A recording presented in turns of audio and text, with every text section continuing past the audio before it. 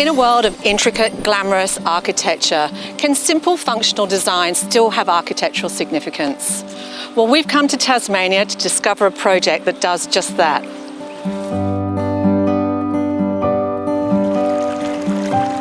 So Martin, here we are in the middle of the Tasmanian bush, and you've got me a bike. Why? Well, we're in Derby, the mountain bike capital of Australia.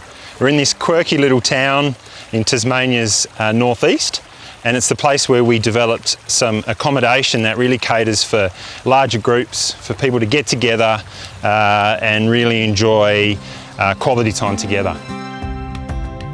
My family is a bit scattered all over the world, and when we get together for family reunions, we've always struggled to find a place where we can meet up, hang out together. Usually we ended up at the scout clubs, which were quite run down, and there was nowhere in Tassie like this. Martin works with renewable energy. He's an electrician, so he's done all the electrical side of this building, but also in our architecture there was a lot of principles that Philip designed to get us multiple sustainability awards now. So. And Philip's your architect? Yes, Phil Dingemans is actually Martin's uncle. So that's sort of that connection. A bit of a family affair. Yeah. And this amazing long table here and this beautiful big kitchen here. I can really see how you'd have these big celebratory dinners here happening. Absolutely. I'm very passionate about us getting together over meals and sharing stories, and this was one of my big briefs to Philip. So please get us a table for banquets. Amazing. The brief really was presented as a challenge. How many people could we fit, how many families could we fit here to have a good time? And so that really did shape the whole conversation right from the beginning. So these gaps between the buildings are really interesting. What's the concept behind that? The aim of the gaps is to frame the river and forest beyond, and also as a way of making the building fit more respectfully, perhaps in the context of the town itself.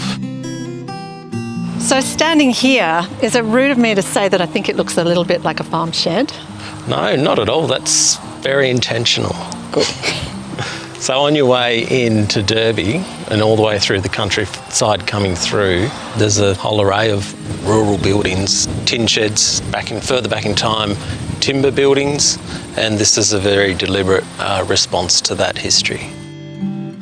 I love this timber. Can you just tell me a little bit more about it? Yeah, so the timber's sustainably sourced Tasmanian oak. It'll grey over time as it gets weathered, and it will also become closer in character to the TRIMDEK metal cladding, which covers the outsides of the building and the roof. The building has quite a significant solar array used mostly to heat the hot water. There's also reducing of the heating areas. That's why we have an open corridor. Also, the windows are managed appropriately to manage the sun, so there's window shades all along the northern elevation. They're some of the key sustainability factors.